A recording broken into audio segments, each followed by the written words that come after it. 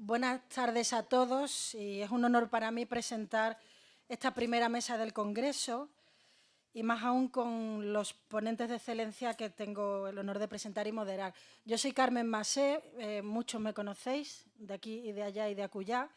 Soy coordinadora de Ética y Bioética de la Unidad Territorial 3 y presidenta del Comité de Ética Asistencial San Juan de Dios, Madrid. Soy profesora de la Universidad Pontificia Comillas y directora del Máster de Bioética de esta universidad. El tema que presentamos en esta apertura, en esta primera puerta del Congreso, es de algún modo la inquietud ética que nos acompaña a todos los aquí presentes desde hace ya muchos años, tantos como estamos inmersos en este mundo globalizado. Veamos un poco el contexto. Vivimos en una sociedad muy compleja, multicultural, enriquecida con la creciente inmigración que nos ha acompañado en las últimas décadas. La ciudad que nos acoge en este congreso lo sabe muy bien, pues el 40% de quienes viven en el centro de Madrid son nacidos en el extranjero. La noticia era de la semana pasada y el titular del País decía: no son guiris, son los nuevos madrileños. En España constituyen el 17,1% de la población y creciendo. Este es el perfil de los usuarios de nuestros centros y también el perfil de los profesionales con los que trabajamos. Internet y las redes sociales han revolucionado el mundo de la información y la opinión con sus luces y sus muchas sombras, pero en todo caso creando un amplio espectro de sensibilidades, identidades, principios, valores, creencias. Y todo esto se traduce en conflictos concretos que nos afectan personal y socialmente. La ley de la eutanasia, el aborto, el abordaje del complejo fenómeno de las migraciones ilegales, el uso de ciertas señas de identidad cultural o religiosa, el modo de entender el nacer, el morir, el cuidar, o incluso el cuidado o no del propio cuerpo. Buena parte de los aquí presentes somos y nos sentimos cristianos, o en todo caso trabajamos en una institución confesionalmente católica o con idearios cercanos al humanismo cristiano. Y hace años que nos venimos cuestionando cómo acoger, cómo atender y cómo cuidar mejor en este mundo complejo y plural. Se trata de un difícil e incómodo equilibrio entre lo que somos, queremos y hacemos y el cuidado integral debido a todos desde lo que son, creen y desean. Un difícil equilibrio que se bate cada día en la conciencia personal de cada uno y también en la convivencia social. Y esta última es más inestable y de más difícil manejo. Para darnos algo de luz en estas cuestiones tan difíciles, tenemos hoy a dos de las personas que más han pensado, estudiado y publicado sobre ello. Paso a presentarlos seguidamente a los dos ponentes. En primer lugar, intervendrá el profesor Julio Martínez, doctor en Teología, licenciado en Filosofía, licenciado también en Ética Teológica, profesor propio de la Facultad de Teología de la Universidad de Comillas. No sé si para su desgracia o su desgracia ha ido encadenando cargos de gestión desde hace más de 20 años como director del Departamento de Moral, de la Cátedra de Bioética, del Instituto Universitario de Estudios sobre Migraciones, vicerrector de Investigación, Desarrollo e Innovación y rector de Comillas desde 2012 a 2021. Y por glosar algunas de sus últimas obras y con mayor relación con el tema que nos ocupa, ha publicado en 2022 con la BAC Por una política del bien común, La cultura del encuentro, Desafío e interpelación para Europa, en Salterre 2017, Libertad religiosa y dignidad humana, claves católicas de una gran conexión, comilla 2009, y Religión en público, debate con los liberales, comilla 2012, y además de ser columnista habitual de la Tercera de ABC. Es jesuita y es gallego. El profesor Ignacio Sepúlveda del Río es doctor en Filosofía Moral y Política, máster en Ética y Democracia y máster en Políticas de Integración Ciudadana. Es licenciado en Teología por la Universidad Católica de Chile y también licenciado en Filosofía. Investigador visitante de varias universidades, en Berkeley, en Georgetown, en el Alberto Hurtado de Chile, y actualmente es el director del Departamento de Filosofía y Humanidades de la Universidad Loyola Andalucía. Sus principales líneas de trabajo están orientadas a la ética, la filosofía política y la filosofía de la religión. Investiga sobre todo temas relacionados con las religiones en el espacio público, Islam y ciudadanía, las religiones y su impacto en las relaciones internacionales. Tiene un libro calentito de 2024, publicado en Tirán, Repensando la espiritualidad, la religión y el cristianismo en un mundo postsecular. También Humanismo y ética básica, en Desclée en 2019, o La vivencia religiosa en el mundo secular, Trascendencia e individualidad desde la perspectiva de Charles Taylor, de 2019. Nos resta un minuto más y los escuchamos con interés, seguro que aprenderemos. Perdón, sabéis que le podéis mandar preguntas al chat los que están conectados desde casa y por escrito los aquí presentes, para luego el diálogo. Muchas gracias, Carmen. Muy buenas tardes a todos y a todas. Para mí es un placer y un honor estar aquí. Me une una amistad con los hermanos San Juan de Dios desde hace ya muchos años, ni más ni menos que va a hacer 42, ¿no? Dentro de unos meses, cuando, siendo novicio de la Compañía de Jesús, me enviaron al Hospital de Palencia y allí conocí, entre otros, al hermano Benigno, y a lo largo de estos años pues he seguido, ¿no?, en contacto con vosotros y también con las hermanas en bastantes ocasiones.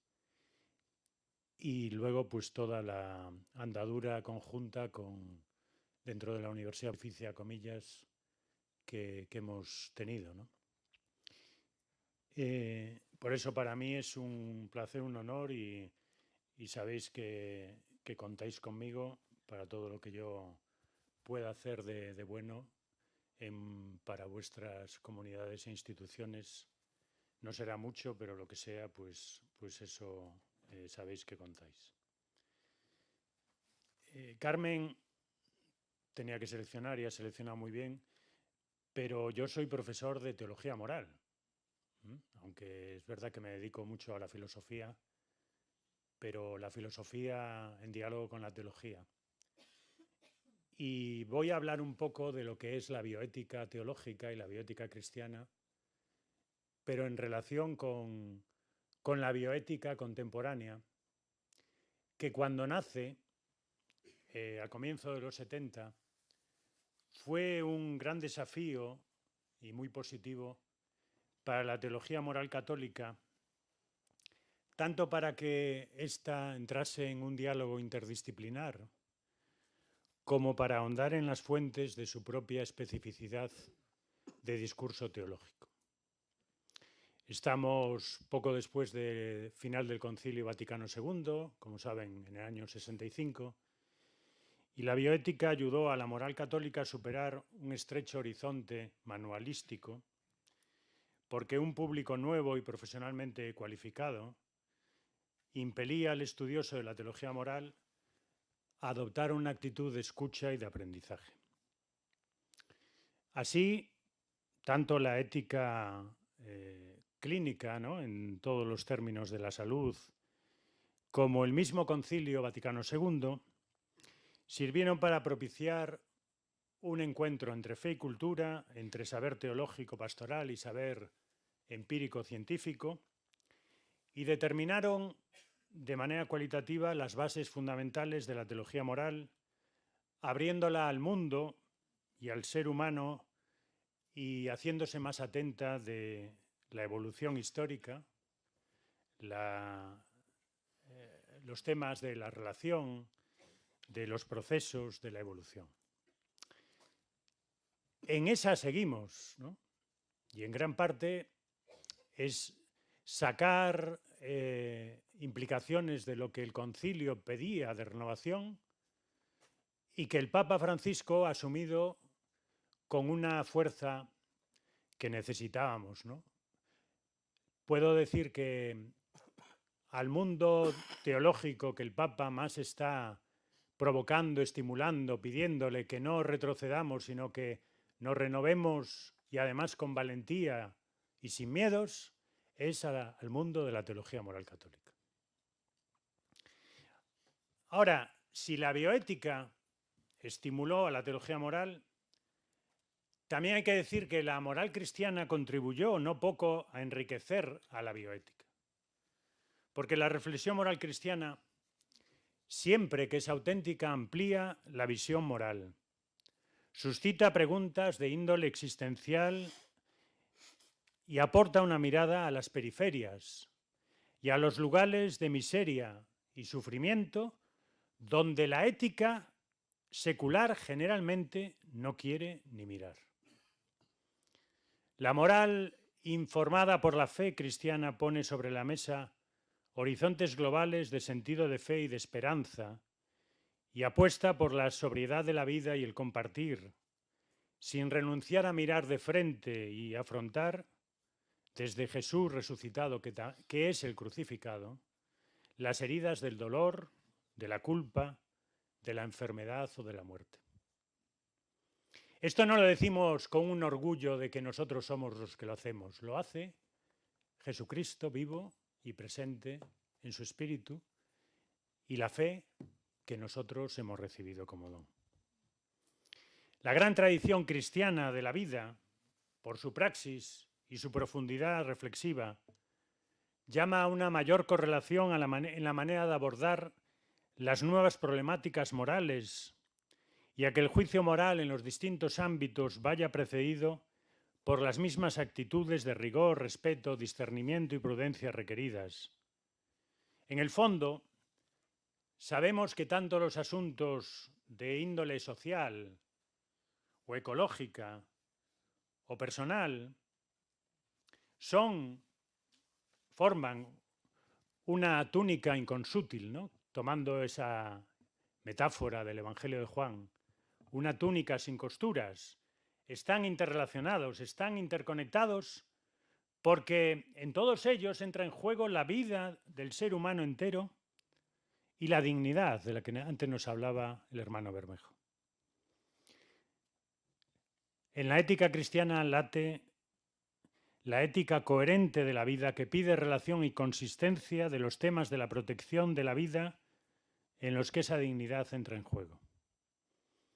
En ese sentido, es muy recomendable este documento que ya citó antes José María, Dignitas Infinita, del Dicasterio de Doctrina Social, de Doctrina de la Fe, donde al final de ese documento aparecen 13 temas de índole personal, bioética, social, ecológica, donde está en juego la dignidad humana. El Papa Francisco lo dice así: la defensa del no nacido debe ser clara, firme y apasionada, porque allí está en juego la dignidad de la vida humana siempre sagrada y lo exige el amor a cada persona más allá de su desarrollo. Pero igualmente es sagrada la vida de los pobres que ya han nacido, que se debaten en la miseria, el abandono, la postergación, la trata de personas, la eutanasia encubierta en los enfermos y ancianos privados de atención, las nuevas formas de esclavitud y en toda forma de descarte. Porque en el centro de la ética cristiana está la concepción de la dignidad de la persona y de la sociedad como una comunidad de personas. Se trata de mirar a la persona en lo que es y debe llegar a ser según su propia naturaleza social.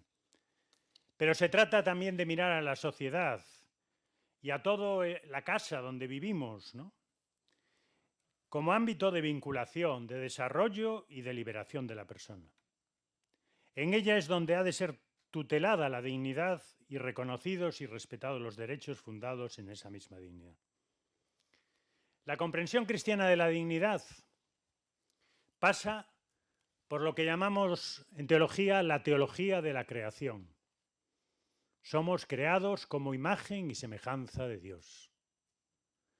Pero esa teología de la creación se ha llevado a su plenitud en Jesucristo y su redención, porque Él es la imagen definitiva, plena de Dios. Y Él, siendo como es, se encarna, vive nuestra vida como uno de tantos y entrega su vida por amor en la cruz. Desde ahí surgen dos notas especialmente densas. La primera es la finitud. El cristianismo tiene una imagen de ser humano finito, frágil, vulnerable. La segunda es la aceptación incondicional de parte de Dios. Una sin la otra nos lleva a la desesperación. Pero por la aceptación incondicional de parte de Dios, que no son palabras, sino que es vida entregada, vida derramada en Cristo, sabemos que el ser humano es amado sin reservas, más allá de las situaciones particulares, por Dios, sin ponerle tasas ni condiciones al amor.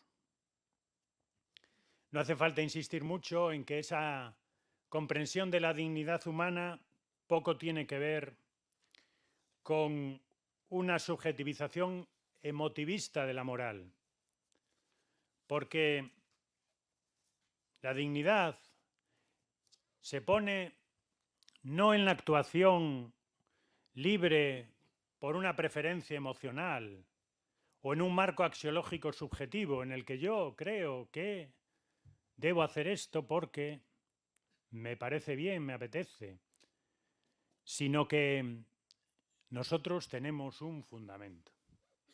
El por qué, ¿no?, que antes nos preguntaban. Y no tenemos que tener reparo. Tendremos que, como diré hacia el final de mi ponencia, tratar de hacernos inteligibles y accesibles y ser humildes en un mundo que no le interesa mucho escuchar cuál es nuestro fundamento. Pero tenemos que tenerlo claro y poder decirlo, y sobre todo decírnoslo a nosotros, por qué somos como queremos ser desde el punto de vista de la verdad, de la justicia, de la hospitalidad. Cualquier reducción emotivista que hoy predomina, ¿no?, en el campo de la moral, que viene a decir todo vale lo mismo con tal de que sea preferido, no es inocua y acaba yendo tarde o temprano contra el respeto a la dignidad, porque anestesia contra la indignación e impide el discernimiento moral. También para la bioética teológica es obligado a aplicarse la máxima de una buena ética con buenos datos y, por tanto, escuchar a las ciencias. Santo Tomás de Aquino tenía clara conciencia de que un error acerca del mundo redunda en un error acerca de Dios. Y eso, dicho en términos, si queréis, más sencillos, es que para dar una base concreta a un itinerario ético y espiritual cristiano, no hay otra alternativa que escuchar bien los conocimientos científicos disponibles. Así, la necesidad humana de buscar el sentido último no avala, por ejemplo, que se manipulen verdades de fe o textos sagrados para convertirlos en libros de astronomía, de geología, de biología, de psicología o de otras ciencias. Lo dijo contundentemente Juan Pablo II en el año 81, ¿no?, a la Academia de las Ciencias. La Biblia nos habla del origen y de la naturaleza del universo, no para proveernos un tratado científico, sino para establecer las relaciones correctas del hombre con Dios y con el universo. La Biblia no contiene ni quiere contener la verdad científica ni la verdad histórica, es la verdad de la salvación. Ahora bien, de modo análogo también hay que tener en cuenta la otra vertiente, que es cuando se afirma que la ciencia excluye la validez de todo conocimiento fuera de la ciencia empírica. Así se comete un error colosal confundiendo el método y el ámbito de la ciencia con sus implicaciones metafísicas. Cuando el investigador extrapola sus datos o sus resultados como si fuera la explicación última de la realidad, sobrepasando las fronteras de la ciencia, tenemos que poder decir que da saltos ilegítimos, aunque tenga mucha celebridad, y eso se lo reconozcan en todos los medios. Si el compromiso de la ciencia con el naturalismo no le permite derivar valores, significados o propósitos desde el conocimiento científico, tampoco le permite negar su existencia. Los interrogantes propiamente humanos y las cuestiones fundamentales de la existencia no son objeto de las ciencias empíricas. No encuentran lugar en ellas, y cuando ellas se las quieren apropiar, lo que acaban haciendo es cercenar el espacio de la razón abierta. Una importante tarea hoy en la que tenemos que estar es que frente a ese desplazamiento a lo subjetivo, porque cuando no se encuentra espacio en la razón abierta, pues la gente va a la subjetivización, pues tenemos que provocar la cuestión de la verdad en sentido pleno y descubrir constantemente la amplitud de la razón y la necesidad del diálogo, toda vez que las ciencias proporcionan verdades imprescindibles que interpretan la realidad en sus áreas de conocimiento, pero son verdades parciales, pues ninguna de ellas nos entrega el último sentido de la realidad que necesitamos también conocer. En este sentido, la tradición católica no lleva ni al catastrofismo, ni a la resignación pasiva, ni a la claudicación cientifista, que se entrega ciegamente en manos de soluciones tecnológicas para resolver los problemas humanos. Y además, un matiz muy interesante que con el COVID se ha puesto de manifiesto, si cabe de una manera aún más fuerte, es que los hechos por sí solos no son normativos, pero tampoco lo es el espíritu por sí solo. Para que podamos alcanzar una normatividad decente para la vida humana y, por tanto, para respetar la dignidad, hace falta que ambos trabajen juntos.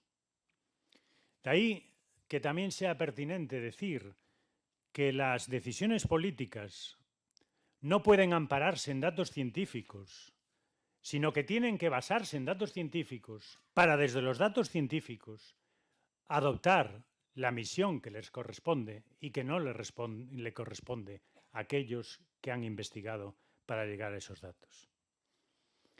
En nuestra cultura de posmodernismo tecnológico, a mí me gusta llamarla así, se dicta que debemos hacer todo aquello que técnicamente podemos hacer, porque la ciencia no se puede parar y porque detener los avances que pueden reportar bienestar a muchas personas es entrar en el oscurantismo.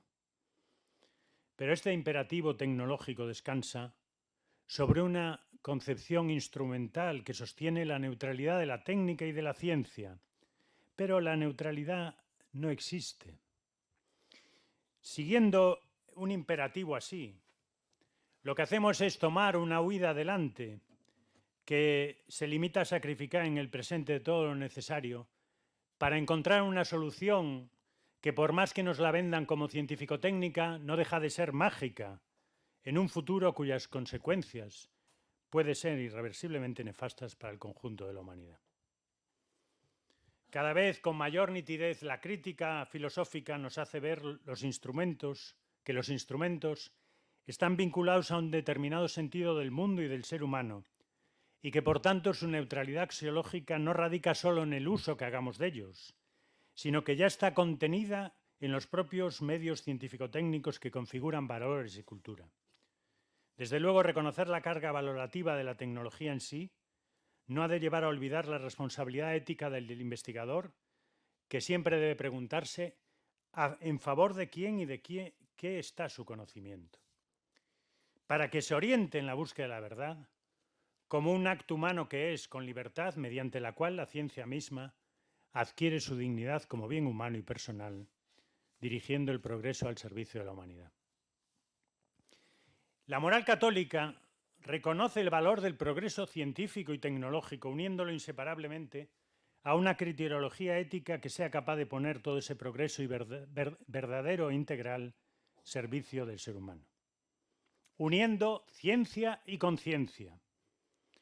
También esa fue la razón que impulsó a la bioética contemporánea a principios de los 70, en su afán por superar la brecha entre lo humanístico y lo científico-técnico, para no poner en riesgo la supervivencia de la vida en nuestro planeta. Ante la crisis ecológica que avizoraba, Potter propuso una alternativa interdisciplinar que llamó bioética. Y lo formula así, leo: la humanidad necesita urgentemente una nueva sabiduría que brinde el conocimiento de cómo usar el conocimiento para la supervivencia del ser humano y para mejorar la calidad de vida. Ese concepto de la sabiduría como una guía para la acción, el conocimiento de cómo usar el conocimiento para el bien social, podría llamarse ciencia de la supervivencia. Pero debe ser más que solo ciencia, decía él, y por eso propongo el término bioética. Potter hablaba en términos de interdisciplinaridad. Y si hoy tuviera que repensar la identidad y el estatuto epistemológico de la bioética, probablemente, creo yo, utilizaría el término transdisciplinar para cualificar el abordaje que demanda el método de análisis de los problemas tratados en bioética, sea esta una bioética global o sea clínica. Así lo hizo el Papa Francisco en un discurso a la Academia Alfonsiana. En la bioética, leo, se hace presente la adopción de métodos de investigación transdisciplinario que permitan abordar nuevos desafíos con mayor competencia y capacidad crítica a la luz del Evangelio y de la experiencia humana. Solo así será posible elaborar en el campo bioético argumentos razonables y sólidos, enraizados en la fe, aptos para las conciencias adultas y responsables y capaces de inspirar el debate sociopolítico. Sobre la tan traída y llevada cuestión de la identidad y del estatuto epistemológico de la bioética, me resulta muy esclarecedora la posición del profesor Jorge Ferrer, un compañero jesuita que acaba de fallecer y a quien hoy quiero aquí recordar. Jorge, tras aceptar la transdisciplinaridad como actitud y como método de abordaje de los problemas, dice: no podemos dejar de remarcar que estamos haciendo ética, como en general aceptan todos los autores que se ocupan de estos temas. La pregunta de fondo que nos planteamos en la bioética y que confiere unidad e identidad epistemológica al discurso no se refiere solo a cuestiones de hecho, se refiere a juicios axiológicos justificados en la situación que nos van a orientar en la toma de decisiones en orden a una praxis que contribuya al genuino bien de las personas en la comunidad de personas. Quiero compartir ahora cómo veo yo los principales retos o desafíos de la bioética como campo transdisciplinar y de la bioética teológica en particular dentro de ella. En primer lugar, se alza la convicción creciente, cada vez más robusta, de que hoy son necesarios abordajes que trasciendan los campos del saber clásico para poder dar razón de la complejidad y la ambigüedad, así como del carácter procesual, relacional e interconectado de todas las realidades, también las morales. En segundo lugar, reconocemos la necesidad de ampliar la convocatoria de actores en la mesa del diálogo del conocimiento, integrando los conocimientos científicos sistematizados y académicos con los saberes de la comunidad y de los distintos representantes de las áreas sociales. Es la necesidad sentida desde el principio de la bioética de tender puentes entre el campo científico y el campo social. En tercer lugar, en la deriva que existen en casi todos los sistemas hacia el pragmatismo y el utilitarismo, con una tendencia a la fragmentación, reconozco la necesidad de apostar por ensanchar horizontes de la racionalidad. Eso llama a la interdisciplinaridad, que de por sí es valiosa, pero también a la transdisciplinaridad, que va más allá de ella sin anularla, que va a ese puente entre la ciencia y lo social y que va hacia que puedan entrar las preguntas del sentido último de la vida y, por tanto, que necesita a la filosofía y a la teología en ese diálogo. En cuarto lugar, se torna imprescindible la reflexión ética sobre los modos, medios y fines del conocimiento, desde la firme convicción de que la ciencia y la técnica no son neutrales ni están exentas de responsabilidades morales y normativas. En quinto, tanto la inter como la transdisciplinariedad hay que estimularlas y entrenarlas. No vienen espontáneamente. A la mente de los profesores, de los profesionales, de los investigadores, piden serios procesos de aprendizaje epistemológico y metodológico y apoyos técnicos. Y ahí es donde están las instituciones del conocimiento y también las instituciones sociales, sanitarias o del área en que estemos. En sexto lugar, la inter y transdisciplinariedad convoca a revisitar continuamente la tradición viva.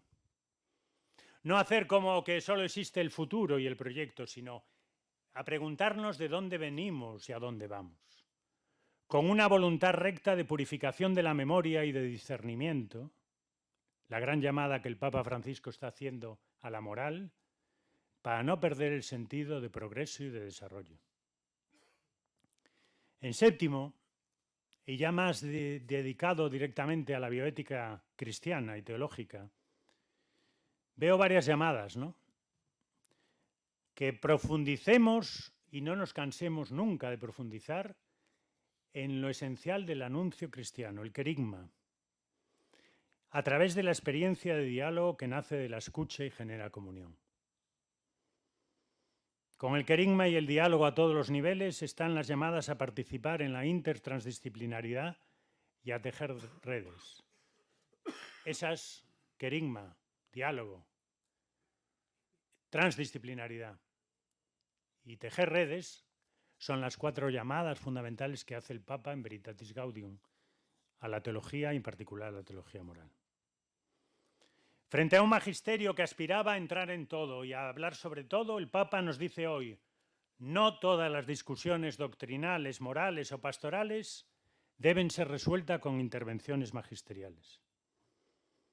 Actualmente el ejercicio del magisterio ordinario de la Iglesia se realiza en un espacio social, económico y cultural tan complejo y donde la llamada a atender a los signos de los tiempos es, si cabe, más acuciante, pero donde también la llamada a la cautela, a la contención, al diálogo, a la atención a la pluriformidad de la fe común que se expresa en el sentido de la fe del pueblo de Dios es aún mayor. Al respecto dijo el Papa, ¿no? Los teólogos moralistas están llamados a entrar en una relación viva con el pueblo de Dios, así, haciéndose cargo del grito de los últimos, para comprender las dificultades reales, para mirar la existencia desde su perspectiva y para ofrecerles respuestas que reflejen la luz del amor eterno del Padre. La teología moral y la bioética teológica tiene que reflexionar sobre cuál es el nivel de participación de los que están en la periferia y normalmente carecen de voz en los espacios de reflexión, decisión, incluso de celebración. A preguntarnos de verdad cómo sentimos y recibimos el eco de los frágiles y cómo vivimos la fuerza salvífica de los pobres. Y el Papa Francisco nos pide, ¿no?, que no volvamos atrás. Como los discursos lo dicen en italiano, dice non tornare indietro, es decir, no volver para atrás. No nos dejemos detener en la marcha por aquellos que no quieren moverse y que pretenden frenar todo desarrollo doctrinal, despreciando la tradición de la Iglesia, que es la vida del Espíritu en la historia del pueblo de Dios. Por muy ardua que sea la labor, necesitamos arrojo para abrir nuevos caminos de investigación y trabajo conjuntos. con esa conexión entre el conocimiento y el compromiso directo con las personas. Y tejer redes evangélicas, en las que se dé la colaboración entre instituciones civiles, eclesiales e interreligiosas. Dice, necesitamos teólogos y teólogas, hombres, mujeres, presbíteros, laicos y religiosos, que enraizados en la historia y en la Iglesia y al mismo tiempo abiertas a las inagotables novedades del espíritu, sepan huir de lógicas autorreferenciales, competitivas y de hecho cegadoras que a menudo existen en nuestras instituciones académicas y también en nuestras escuelas teológicas. Confío en que este congreso, ¿no?, sea un paso decisivo en este sentido de tejer redes evangélicas. Y desde aquí pido a la razón pública que no cierre la puerta a las expresiones de matriz religiosa, porque sin ellas la vida está incompleta y los principales asuntos que han de ser afrontados sobre la vida buena de individuos y de sociedades no pueden ser adecuadamente abordados. Más que dirigir sus empeños a ver cómo prescindir de la simbología religiosa, quienes de verdad busquen el bien común gobernando deberían preguntarse cómo conjugar el uso de imágenes e ideas derivadas de específicos contenidos religiosos con el discurso común para el bien de todos. Lo dice muy bien el filósofo coreano-alemán Han, ¿no? La pérdida de lo simbólico y la pérdida de lo ritual se fomentan mutuamente. La desaparición de los símbolos remite a la progresiva atomización de la sociedad. Al mismo tiempo, la sociedad se vuelve narcisista, las formas objetivas se rechazan a favor de estados subjetivos. Hoy la percepción simbólica desaparece cada vez más a favor de la percepción serial que no es capaz de experimentar la duración.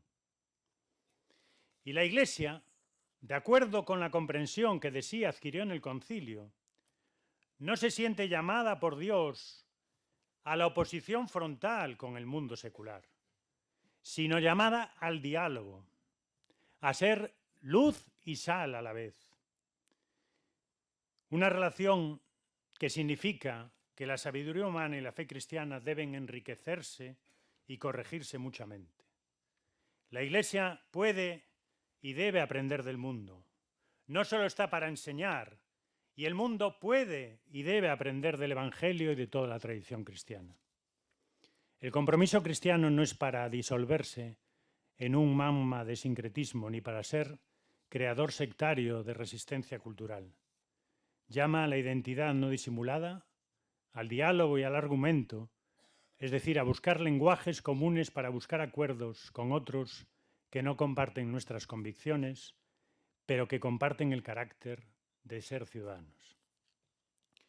Y yo lo resumo, ¿no?, en 4 grandes actitudes constructivas que aplico a la bioética cristiana en un diálogo cívico a favor del bien común.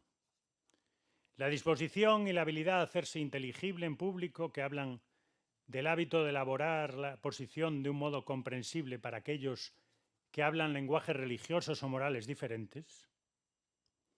La accesibilidad pública, que consiste en la práctica habitual de defender los diversos puntos de vista, de modo que los argumentos utilizados en el discurso estén abiertos al examen y al escrutinio públicos, para que puedan contribuir al entendimiento recíproco y al respeto mutuo. Cuando uno entiende las razones del otro, aunque no sea persuadido por ellas, normalmente permanece en mutua solidaridad con el que piensa de modo diferente. Tercero, hacerse inteligible y accesible no es a costa de perder la identidad teológica y católica de nuestras voces. Porque si la perdemos, ni vamos a ser comprensibles, ni accesibles, ni nada. Y cuarto, el diálogo cívico requiere siempre integridad moral, y esta para mí tiene un cuádruple significado. Que la posición que se tiene sea una posición moral, no por ventaja particular o interés político, que haya coherencia entre lo que se diga y lo que se haga, que el interlocutor se pueda reconocer en la interpretación que estoy dando de su posición y que los interlocutores procedan con coherencia en sus distintas áreas.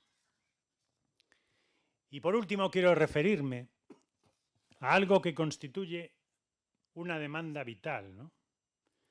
El poder de disponer de instrumentos legales efectivos que garanticen a las entidades que prestan un servicio social público a personas enfermas no perder la posibilidad de atender pacientes con el apoyo de medios públicos y no tener que hacerlo yendo contra núcleos morales de su identidad, lo cual lesionaría frontalmente el ejercicio del derecho a la libertad religiosa e ideológica, reconocida constitucionalmente tanto a individuos como comunidades en el artículo 16 de la Constitución española. Es cierto que puede establecerse una distinción en función de las propias características y fines de la propia persona jurídica. Y a este respecto, quizás la distinción entre sociedades mercantiles estricto sensu y comunidades y organizaciones religiosas adquiere una importancia para el debate que nos ocupa. Y ello no solo porque en el artículo 16 de la Constitución se habla de personas jurídicas en el ámbito de la libertad religiosa, las comunidades, sino porque es importante recordar que algunas instituciones religiosas tienen una historia. Aquí recordarlo es un poco innecesario, ¿no? Pero no de decenios, sino de siglos, dedicada intensamente al ejercicio de la cura y del cuidado de los enfermos, de la hospitalidad, siguiendo el carisma fundacional por el cual se crearon y que les confiere aún en la actualidad y con obediente relieve el verdadero sentido de su quehacer y existir. La tradición católica luego se hace tradiciones concretas y siempre ha procurado aliviar el dolor y el sufrimiento y humanizar la atención sanitaria y social. En definitiva, en lo que se refiere a las entidades religiosas y sus comunidades, yo creo que no existen argumentos para negarles algo así como un ejercicio institucional del derecho a la objeción de conciencia. Ciertamente no ignoro, soy muy consciente de esto, que la conciencia es estrictamente personal e individual. Hoy claramente también la conciencia individual está amenazada mediante esas elaboraciones de lista de objetores al aborto, a la eutanasia, que cada cierto tiempo se vuelve a sacar y a ver hasta dónde vamos a llegar. Pero la institución tiene un ideario, tiene como alma que las personas que trabajan en ella han de aceptar, respetar y llevar adelante. Esto que se ha reconocido bien en España en la educación de niños y adolescentes no se reconoce del todo, al menos, o suficientemente, en el campo sanitario.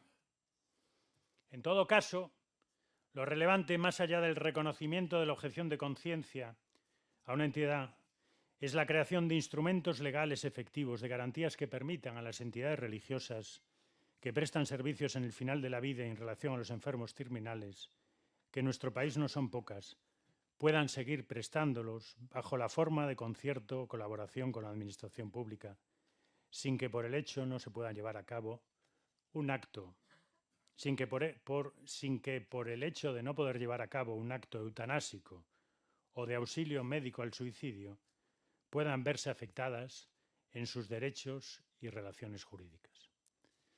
Aquí hay una materia, ¿no? Hay una materia que, al igual que en la libertad religiosa, estamos muy bien pertrechados y amparados por la Constitución española.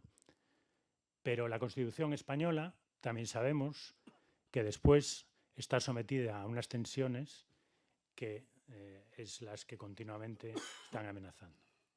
Bien, yo hasta aquí quiero llegar. No sé si me había pasado un poco, pero espero que no mucho. Y les agradezco mucho la atención.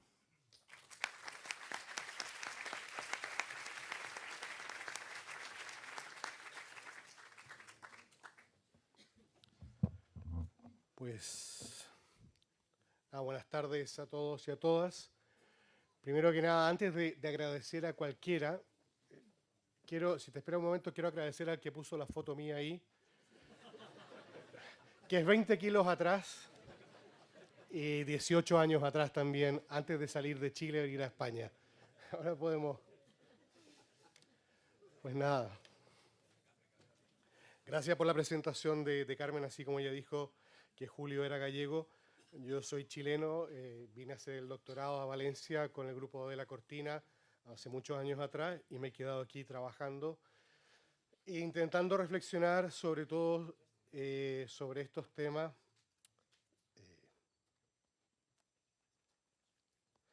Sobre estos temas que tienen que ver con lo que es religión en el espacio público, el diálogo que se puede provocar y también los temas que tienen que ver con política, religión, ciudadanía, ética, etcétera, etcétera.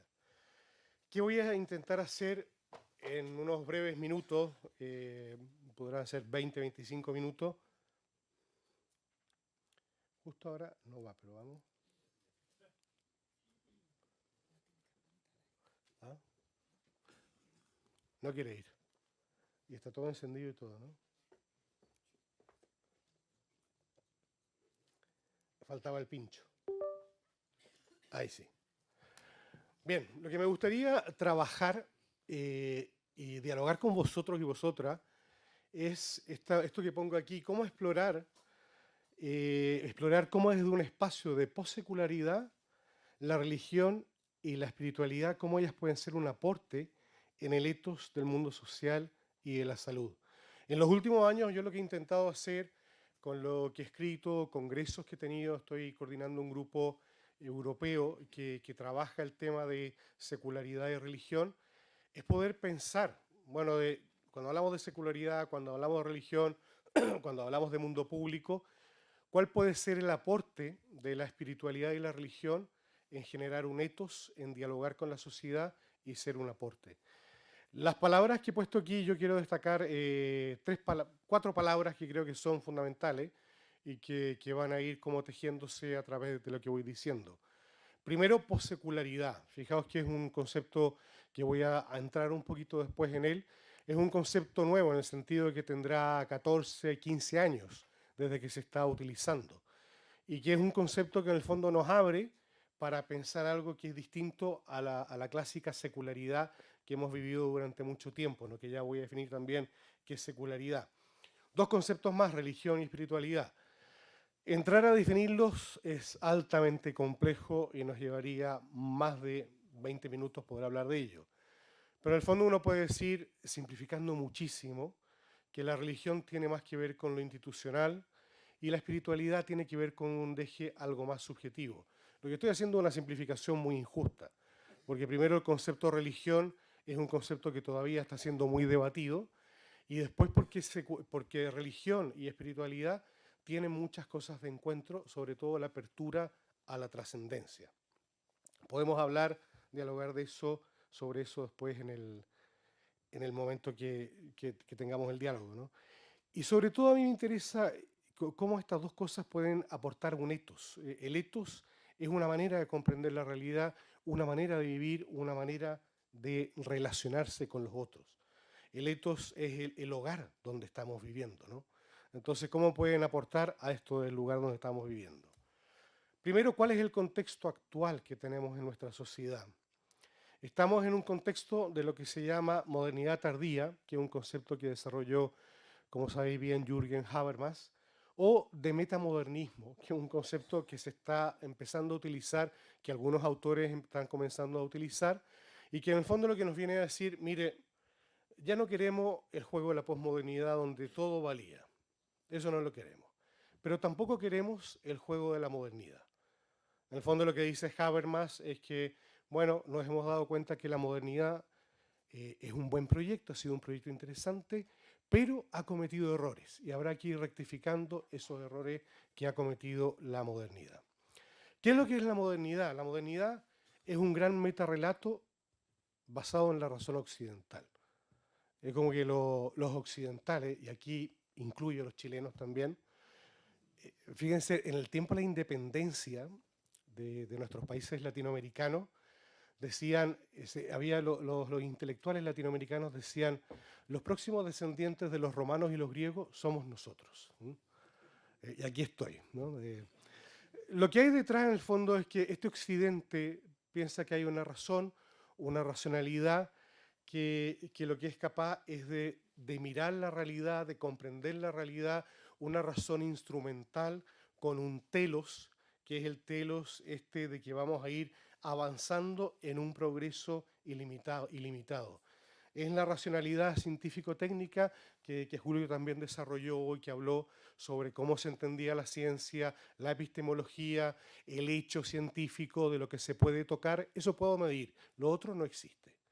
Y ese tipo de racionalidad es la que fue inundando todo el mundo. Sobre todo el mundo occidental, otras partes del mundo ha costado un poquito más que la inunden. Lo interesante de este relato, de este metarrelato, es que él mismo, este relato, pensaba que era la racionalidad auténtica, que no era un relato, sino que los mismos autores modernos decían, nosotros estamos hablando con la verdad absoluta. Y claro, hoy en día lo que entendemos es que es un momento cultural. El movimiento, lo que hay en la modernidad, también es una cosa cultural.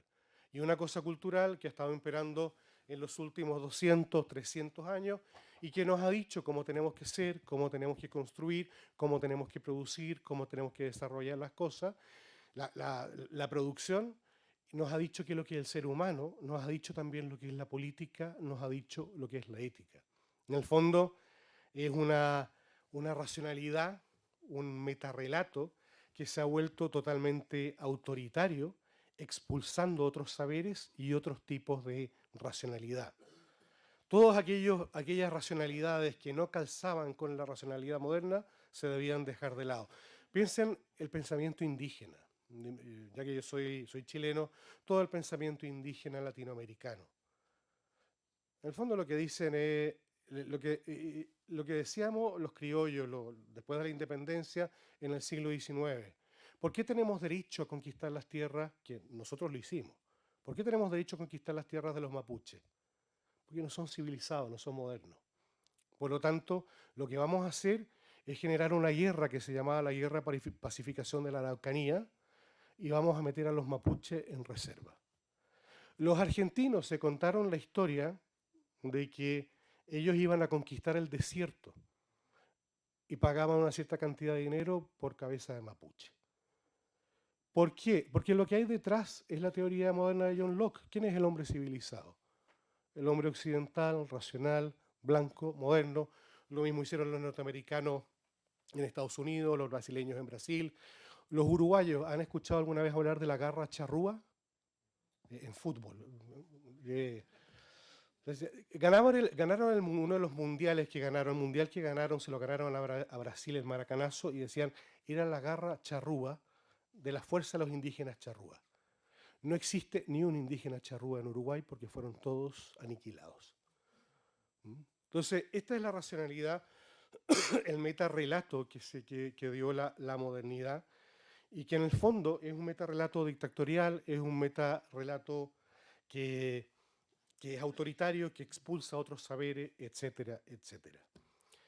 Ahora, en este planteamiento de lo que estamos viviendo hoy de la razón moderna, de la modernidad tardía, el reconocimiento que hay, se puede decir que hay que asumir que esta razón ha tenido límite porque no puede ser una razón hegemónica, no da la razón, no explica todo, y que porque detrás también tiene fuertes problemas epistemológicos. En el fondo decir, nuestro enfrentamiento con la realidad, nuestra manera de entender la realidad y mirar la realidad es la única que puede haber. Y aquí es donde se ha comenzado a abrir toda esta polisemia de distintas maneras de comprender la realidad que generan, yo no estoy hablando solamente de la posmodernidad, sino que estoy hablando de todos estos nuevos saberes que van surgiendo, que eran saberes que habían sido relegados, que habían sido hundidos, que no habían sido reconocidos y que pueden hablar y que pueden darnos sentido a esto. Aquí entra el tema de la religión. ¿Qué es lo que hizo la modernidad y la secularidad? Porque el fondo dijeron fue, mire, la religión tiene que ver con todos estos pensamientos que son pensamientos más bien atrasados. Estos pensamientos que son tradicionales, que hay que sacarlos porque no sirven. Fijaos, en los años 60, las teorías del desarrollo hablaban en el fondo de cómo hacer jugar el desarrollo con las culturas tradicionales. Y uno de los principales enemigos era la religión. Porque el desarrollo significaba una buena economía, significaba utilidad, significaba vida pública, significaba modernización. En cambio, la religión significaba inutilidad, tradición, vida privada, etcétera, etcétera. ¿Qué es la secularidad? Dentro de este planteamiento que yo voy a simplificar muchas cosas, pero de este planteamiento que presenta la modernidad. Estas tres distinciones que hago son hechas por un sociólogo español que ya está jubilado, José Casanova, que trabajó en la Universidad de Georgetown. Él habla algunas señales fundamentales sobre la secularidad. Separación de esferas, o sea, la separación iglesia-estado. Segundo, privatización de lo religioso y lo espiritual. Y por último, se planteaba la secularidad que habría una disminución o desaparición de lo religioso y espiritual en el espacio público. En el fondo, ¿qué es lo que venía a decir esta teoría moderna y que se unía con la secularidad? Mire, es importante separar esferas. Hablamos del artículo 16 de la Constitución española, lo que hace es separar esferas. O sea, España no es un Estado confesional y hay una distinción entre lo que es el Estado, lo que sería lo político y lo que sería la Iglesia. Pero luego exigían la idea de que la religión se vive de manera privada, cada uno en su propio espacio. Pero además estaba la teoría, era una profecía, que en algún momento la religión iba a terminar desapareciendo y que ya muy poca gente iba a vivir el tema de la religión. La verdad es que hay separación de esferas, la privatización de lo religioso espiritual no se ha dado, curiosamente, en la mayoría del mundo el tema religioso espiritual no es una cosa que esté solamente en el ámbito privado, sino que también se habla y lo podemos encontrar en el debate público. Y por último, no hay una disminución de lo religioso, y aquí muchos podrán decir, eso no es así, qué sorpresa. Lo que pasa es que lo religioso ha ido mutando. Ya no es solamente que sea religioso el que va a la iglesia católica el día domingo a la misa de 12. Es que hay gente que vive las religiosidades de otra manera y se ha abierto todo el espacio de la espiritualidad. Claro, cuando uno le pregunta, cuando están las encuestas del CIS que se pueden encontrar, ¿cuánta gente es religiosa? Primero, ¿cuánta gente asiste a misa el día domingo? Creo que estamos más o menos en el 10%. 10%. Pero después uno puede preguntar, bueno, ¿y usted en qué cree? Claro, la gente dirá, yo conozco las encuestas de aquí del CIS de España, también algunas de Estados Unidos, Uruguay y de Chile. La gente dirá, no, yo no soy católica, pero luego te comienzan a insistir mucho en el tema espiritual. Fijaos, no sé si habéis escuchado que Chile intentó hacer una nueva constitución hace algunos años, ¿no? Que fallamos 2 veces, primero fue la extrema izquierda, después la extrema derecha, y fallaron los dos, ¿no? A ver si la tercera lo logran. Pero en la primera propuesta de nueva constitución había un artículo que hablaba de la importancia de lo espiritual y del desarrollo espiritual de las personas. Y en un país como Chile, que está altamente secularizado, y solamente Chile y Uruguay son los países más secularizados de América Latina, y solamente el 40% se reconoce como católico o católica, pero con muchas reticencias con la Iglesia Católica. La idea de lo postsecular, que es un concepto que hablé al principio, no consiste en la negación del proceso de secularidad o de múltiples secularidades, porque el problema, por ejemplo, cuando hablamos de la modernidad, uno piensa que la modernidad es una sola cosa, ¿no? Que es un solo pensamiento y que la modernidad aquí en España es la misma modernidad que en Estados Unidos, Inglaterra y Latinoamérica. Hay múltiples modernidades. Eso se ha venido diciendo hace muchos años. Lo mismo con la secularidad, hace varios años ya que se dice hay muchas maneras de vivir la secularidad. Entonces, no consiste en un proceso de negación de todo lo que ha sido la secularidad, de separación y tal, y la pluralidad de ideas, pero sí, la postsecularidad significa reconocer los límites de la racionalidad moderna por ser una razón situada y cultural que no puede y no podrá dar respuesta a todas las problemáticas del ser humano. Y por otro lado, es reconocer que las comunidades espirituales y religiosas pueden ser un aporte a la comunidad política y a la vida ética. En el fondo, la postsecularidad lo que viene a decir, y además es interesante, uno de los que acuña el concepto postsecularidad es Habermas, y él es un agnóstico. Pero él comienza a decir, pues las comunidades religiosas tendrán algo que decir. Ahora, ¿cuál puede ser el aporte de las visiones religiosas y espirituales del mundo en la construcción del bien común? Primer punto, yo creo que la religión y la espiritualidad no pueden comprenderse como un conjunto de prácticas meramente espirituales. Pues esto no lo digo, me imagino la mayoría de nosotros no lo entiende. Ya desde el inicio, cuando se habló de qué es lo que era la hospitalidad, lo fundamental de la hospitalidad, estamos entendiendo que cuando hablamos de algo como espiritual y religioso, no estamos hablando simplemente de prácticas de oración y ejercicios ascéticos, es del encuentro con otro. La religión y la espiritualidad en un contexto de pluralismo, por otro lado, pluralismo axiológico, puede ser una ayuda para un desarrollo integral del ser humano. Y aquí, dejadme hacer un breve excurso. Yo hablo aquí puse pluralismo y entre paréntesis politeísmo. Max Weber, y que después esta idea es tomada por Adela Cortina, Max Weber dice, bueno, si no hay valores comunes, ya que la religión y otras cosas han caído, tenemos un politeísmo axiológico. Y Max Weber lo planteaba Max Weber, ¿no? Que es una de las posibilidades. Y Adela Cortina en eso es muy interesante, porque lo dice en varios de sus textos, dice, no hay un politeísmo axiológico donde todo vale. Lo que hay es pluralismo, que tenemos distintas posiciones, y las distintas posiciones tendrán que dialogar, y aprender a encontrarse y aprender a encontrar puntos medios. Ahí es donde Adela desarrolla toda la idea de la ética de mínimos y ética de máximos. Los mínimos no es que vamos a hacer cosas pequeñas, sino que decir, a ver, ¿en qué cosas mínimas nos ponemos de acuerdo como seres humanos? Y después están estas grandes tradiciones de lo que son vidas felicitantes, como el cristianismo, que nos pueden aportar para ir haciendo crecer esos mínimos. Y ahí es donde tendremos que estar en el diálogo. Julio, la última parte de lo que él habló, tú fuiste dando algunas claves de cómo se puede producir este diálogo.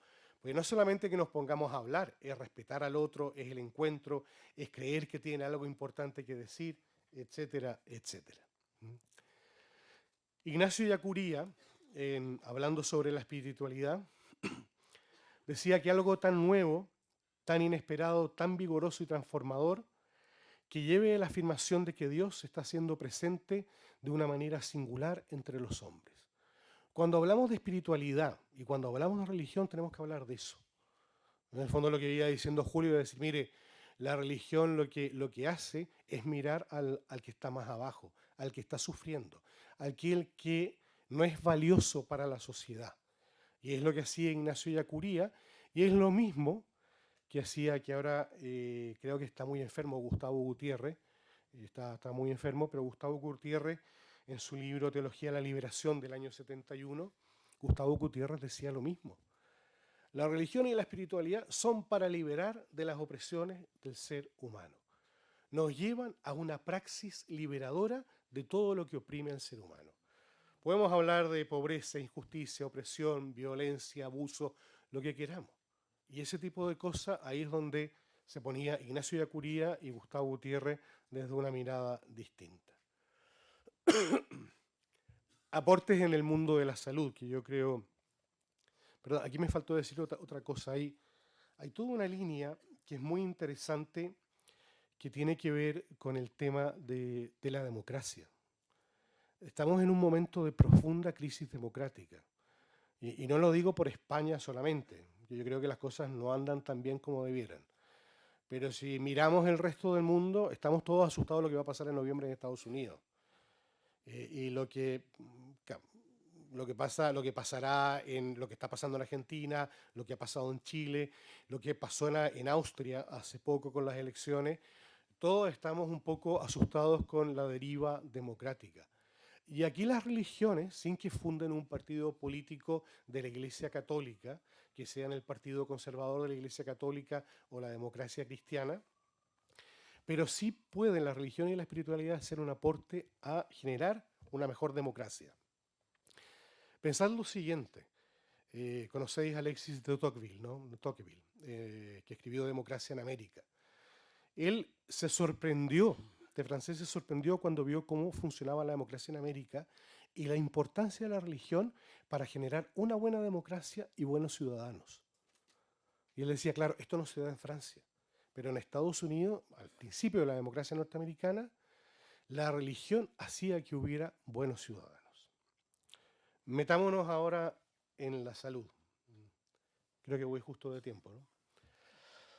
En el espacio de la salud, el tema religioso espiritual surge como algo esencial. Y es algo importante que requiere que se enfoque, un enfoque que se centre en la persona, y se necesitan profesionales de la salud que sean sensibles, que estén familiarizados y también formados con la dimensión humano-espiritual. Aquí una viñeta que me gustó mucho cuando estaba preparando esto. Se entiende, ¿no? Hubiera estado aquí antes, le dice un ángel al otro, si no hubiera sido por los extraordinarios cuidados de una enfermera en el hospital. O sea, la importancia del cuidado, la importancia que en la salud, desde el paciente, el ser reconocido como persona y como ser humano, y no como un objeto que va a ser tratado, no un número, no un caso. La Universidad Loyola Andalucía acaba de abrir medicina. Y el decano, que de vez en cuando me encuentro con el decano y tengo conversaciones muy simpáticas, una de las primeras cosas que hizo fue enseñar a los estudiantes cómo hacer una ficha médica, pero con pacientes reales y que pudieran hablar con el paciente. Entonces, de las cosas que le decía, míralo a la cara, pregúntale el nombre, qué le está sucediendo, qué está sintiendo. Es como los vídeos que tú presentaste, el vídeo que presentaste. La gente que hablaba, es que a mí me han hecho bueno, me han mirado y soy bueno. Porque los médicos, el personal de la salud, Antonio, el decano de la universidad, decía, es que estamos acostumbrados que ahora no miramos a la gente y no tratamos a la gente como un paciente, sino como un número. Ese Esquino, por si acaso, argentino, y los padres, argentino, hay que decir que argentino, los padres eran sevillanos. Importante que en el enfermo y en su entorno surgen necesidades espirituales que se deben aprender a acompañar. Y aquí tomo algunas ideas de Morillo Marín, tú la conoces, José María, de la tesis doctoral de ella. Tiene que ver con necesidades espirituales que tienen que ver con ser estimado, necesidades que tienen que ver con cosas religiosas, éticas, de sentido, necesidades ante la muerte. No solamente cuál es el sentido de todo esto, sino que cuál es el sentido de mi propia muerte. Simón de Beauvoir decía, la muerte no es algo natural, es un accidente que me pasa. Y lo vi el otro día porque Tolkien, el del Señor de los Anillos, lo citaba.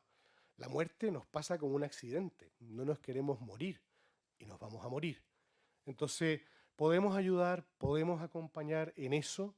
Son necesidades espirituales y son necesidades éticas que tienen que ver con el ser humano. Aquí quizás lo primero es mirar desde la perspectiva de la ética del cuidado que bien conocemos Carol Gilligan, ¿no? Esta es una mirada que se plantea desde una ética de las virtudes, que reconoce la vulnerabilidad del ser humano, que entrega cuidados para que él se pueda desarrollar en su vida o en lo que queda de su vida y se pueda desarrollar dignamente.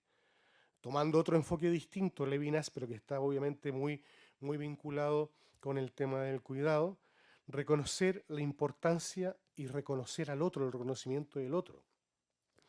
Esto implica tomar al otro en su totalidad, no solo en la parte física, sino que también en la parte espiritual. El origen de la palabra persona, yo he hablado mucho ahora de una persona, viene de una palabra etrusca que se dice fersu, nos llega a través del latín. Los teólogos, yo cuando estudié teología decían que venía del griego prosopon, que la verdad no está demostrado, después me fui a un diccionario etimológico que no está demostrado, pero sí que está demostrado que viene del etrusco fersu. La palabra es muy bonita porque significa resonar. Y hay un sociólogo alemán que ha estado trabajando este tema, Hartmut Rosa, que sobre la resonancia, y que es muy interesante cómo uno puede resonar con el otro. Hay una invitación a resonar con el otro, que unifica la afección, la emoción, donde se produce una afectación y un cambio mutuo. Cuando yo como persona resueno con otra persona, me genera un cambio a mí también. Yo puedo cambiar al otro, pero también el otro me va cambiando a mí. El personal, la persona que trabaja en el ámbito de la salud debe aprender a tratar esto, a tratar con personas y aprender a resonar con el otro. La espiritualidad es un espacio privilegiado para conectar y resonar con el otro. Tomo dos ideas de los principios de bioética. Beneficencia. Buscar el bien de la persona no es solamente el bien físico, como se ha dicho anteriormente, sino también todo lo que el sujeto necesita. Esto en el plano de lo espiritual implica aprender a acompañar las búsquedas espirituales que la persona pueda necesitar. Y esto es parte de una dimensión ética de acompañar a todo el sujeto, de mirar al otro sujeto como un todo integral donde yo le puedo acompañar. Y la autonomía. La autonomía implica que el sujeto pueda actuar libremente, es decir, que pueda tomar decisiones con libertad y con agencia. Y dentro de esta autonomía también debiera estar la posibilidad de la búsqueda de sentido que pueda necesitar esta persona. Por eso es importante que en el mundo de la salud pueda haber una posibilidad de acompañar estas búsquedas de sentido y no dejarlo solo en lo que está viviendo. Termino con tres ideas que me gustaría resumir lo que he ido presentando. En un tiempo de possecularidad, la religión y la espiritualidad pueden ser un aporte en la construcción ética, tanto del mundo social, político, democrático, así también como de lo que hablamos de la salud. La importancia también de la espiritualidad y la religión en la búsqueda del bien común, que es una búsqueda para desarrollar, y generar desarrollo integral de las personas. Y por último, en el mundo de la salud, mirar a la persona, considerar sus necesidades, acompañar y ser sobre todo capaces de resonar con el otro. Muchísimas gracias.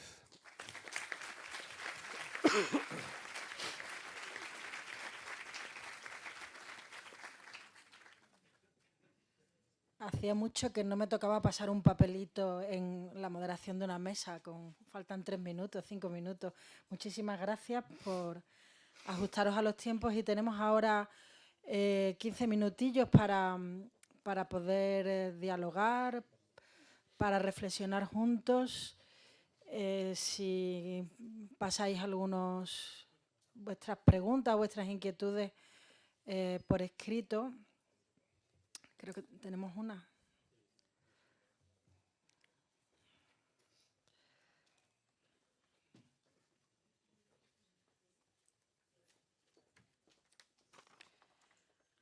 Ay, Dios, la letra.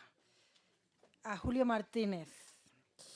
Ha hablado de la necesidad de ampliar la mesa de actores como recomendación para lograr la transdisciplinariedad. Me resuena una apuesta por un método dialógico para la solución de los problemas bioéticos. ¿Cómo hacerlo sin perder la identidad? Gracias.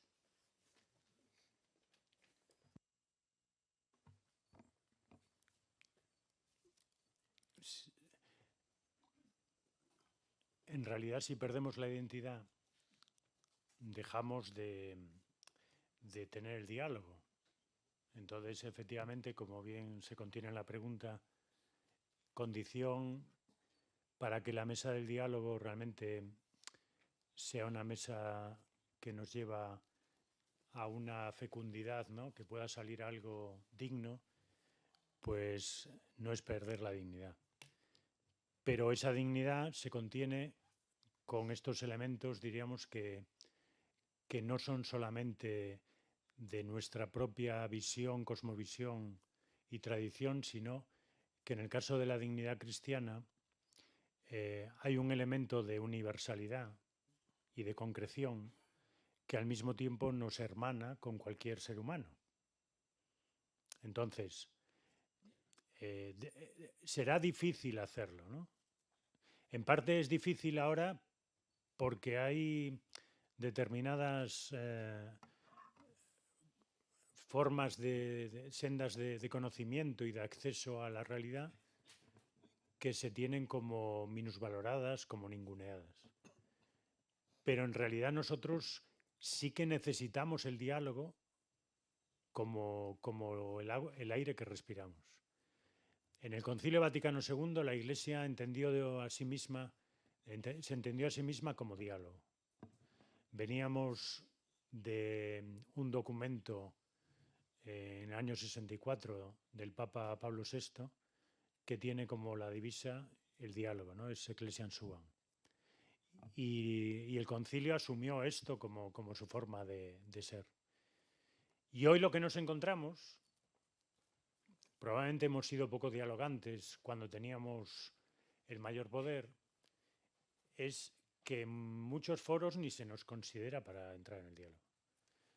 A mi compañero, el padre Javier Gafo, pues en España se le llamaba continuamente para preguntarle sobre los temas.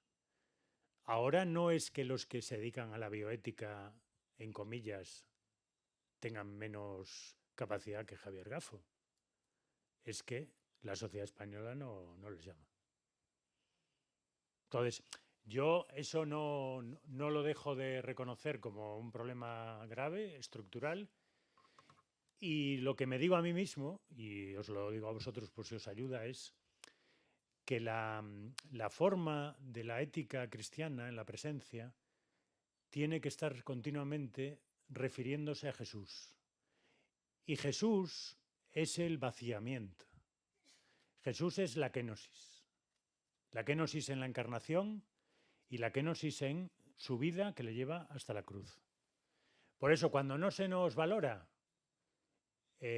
perseveremos buscando las fuentes del sentido que nos hacen lo que nosotros tenemos y cómo lo tenemos, y en este congreso es un ejemplo, son fuentes tan dignas como cualquier otra, incluso por creer en Jesucristo, que le creemos que es la verdad plena y definitiva del ser humano, pues nadie nos va a dar lecciones de humanidad. Pero para que ese diálogo pueda darse, también tenemos que aflojar y decir, nadie nos tiene que dar lecciones, pero nosotros queremos estar en continuo aprendizaje con los demás, ¿no? Fijaos que el diálogo va de temas de conocimiento, y ahí metemos lo intertransdisciplinar, y también de asuntos de cultura, y ahí metemos lo inter y transcultural. Entonces, una gran cosa, por ejemplo, también que nosotros podemos practicar es cuando no despojamos a las personas de su identidad cultural. No hace falta que sean cristianos. Los tratamos, como decía en el vídeo uno, no me han preguntado de dónde vengo ni quién soy. Entonces, nosotros, cristianos, pues nos abrimos a cualquier persona de cualquier tradición de sabiduría, religiosa o no religiosa. ¿Y eso por qué? Por Jesucristo. Ahí es donde está el buen samaritano, ¿no? El buen samaritano es saltar frontera y al mismo tiempo ser muy concreto en la atención. Yo creo que eso me escribí, ahí veo a Calisto allá al fondo, que me pidió un artículo para la nueva etapa de la revista, ¿no? Y escribí sobre eso, ¿no? La ética del cuidado desde el buen samaritano, que tampoco es ninguna originalidad, vamos, pero es esa universalidad y concreción, ¿no?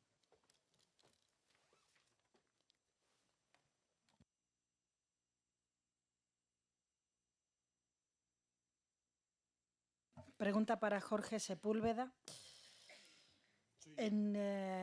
Sí, bueno, esto pone, perdón, para Ignacio Sepúlveda. En nuestra sociedad mercantilista, ¿puede existir voluntad y medios para dedicar recursos a ayudar a las personas vulnerables y próximas a la muerte, a buscar el sentido o el significado de la muerte? Creo que es una necesidad universal del ser humano.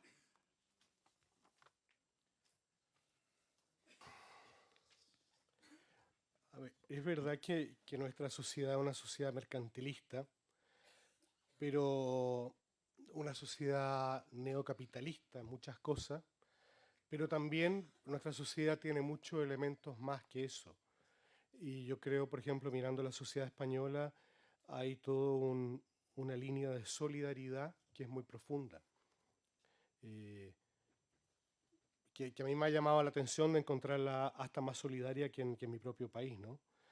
Entonces yo creo que aquí se tiene que ir abriendo una puerta. Uno, ¿somos solidarios? Sí. Dos, hay temas importantes que hay que tratar. Hablamos de la salud.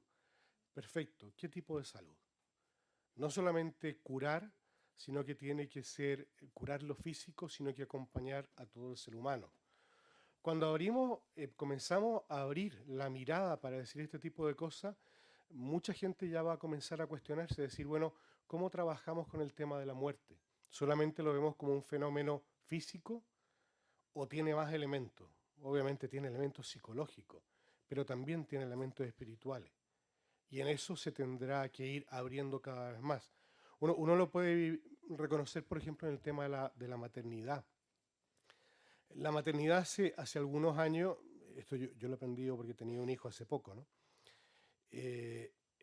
Pero el tratamiento de la maternidad era casi una cosa como muy biológica, de decir, bueno, la mujer va a tener el bebé al hospital y bien sale y estos son los cuidados y tal. Cuidados muy biológicos.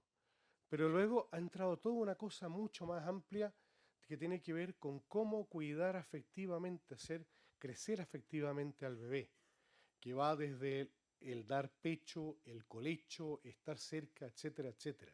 Son cosas nuevas que se han ido abriendo y que las mujeres han comenzado a decir, yo quiero eso también, quiero que el hospital me ayude en esto.